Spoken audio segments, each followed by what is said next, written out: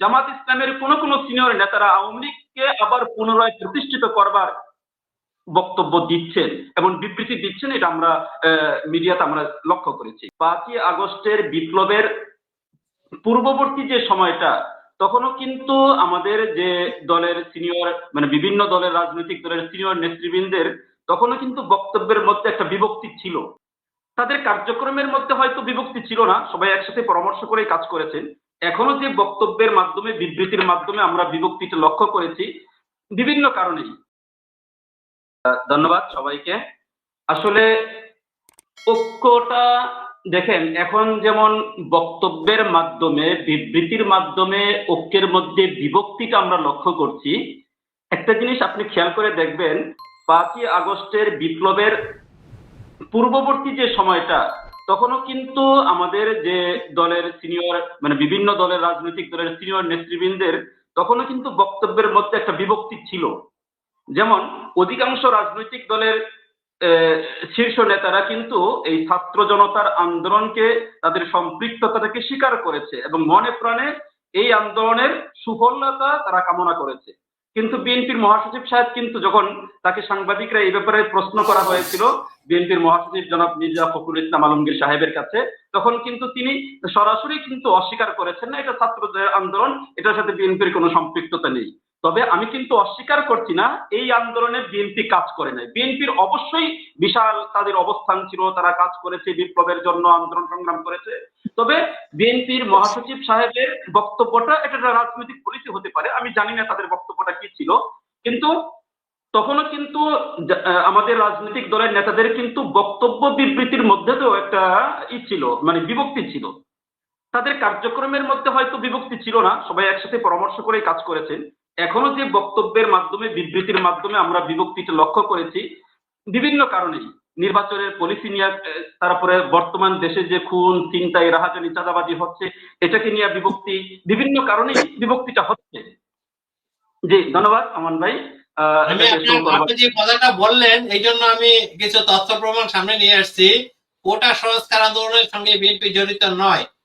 তিনি 17 জুলাই বলেছিলেন শিক্ষার্থীদের আন্দোলনে বিএনপি বা বিরোধী দলের কেউ জড়িত না, দাবি ফখরুল। 25 জুলাই বিএনপির কেউ কোটা আন্দোলনের সঙ্গে জড়িত নয়, মির্জা ফখরুল।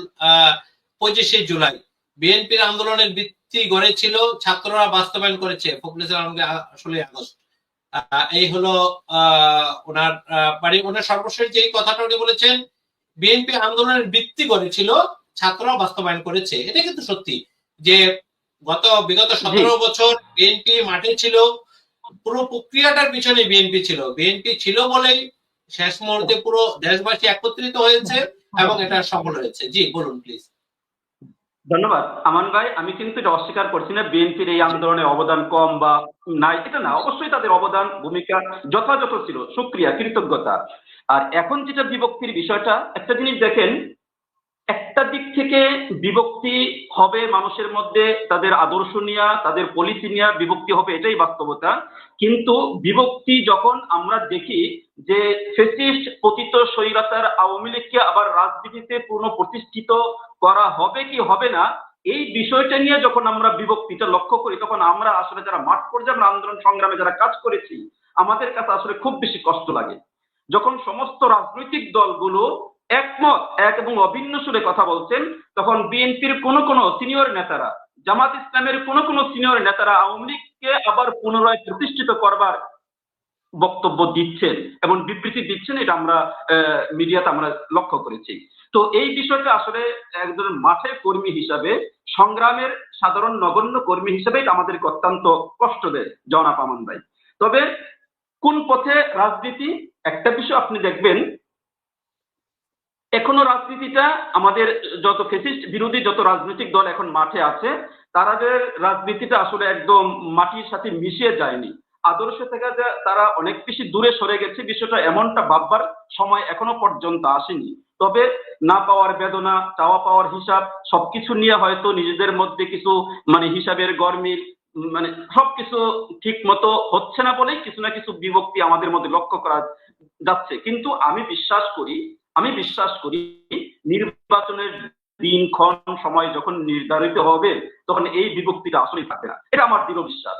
আর কিন্তু পক্ষ থেকে জি, যে জহিরুল বিভক্তিটা ইসলাম, এটা হচ্ছে সেই বিভক্তিটা হয়তো আপনি যেটা জি বলছেন যে সেই বিভক্তিটা থাকবে না নির্বাচন কাছাকাছি এই সময় চলে আসলে, তখন নির্বাচন ঐক্যর একটা বিষয় আছে। আমরা কিছুদিন আগে দুইটা বিষয় খুব ভালোভাবে খেয়াল করলাম।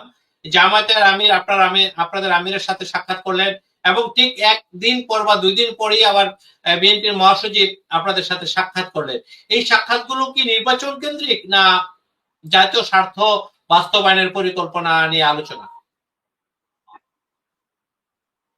দেখুন, জামাত ইসলামের আমির জনাব ডক্টর শফিক রহমান সাহেব যে চরমোনাইতে গিয়ে আমাদের মোহতারাম আমির সৈয়দ রেজাউল করিম পীর সাহেব চরমোনাইয়ের সাথে সাক্ষাৎ করেছেন, এটা নিতান্তই সৌজন্যমূলক একটা সাক্ষাৎ ছিল।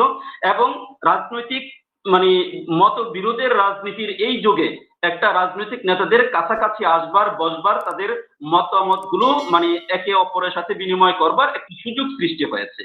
আপনি দেখবেন বিএনপির মহাসচিব মহোদয় যখন আমাদের অফিসে গিয়ে আমাদের চেয়ারম্যান জনাব পীর সাহেব চরমোনাইয়ের সাথে যখন সাক্ষাৎ করলেন, তখন কিন্তু নির্বাচনের বিষয়টা সামনে আসে নাই, বরং দেশের স্বার্থে, জাতির স্বার্থে 10টা বিষয়ে তারা একমত পোষণ করেছে।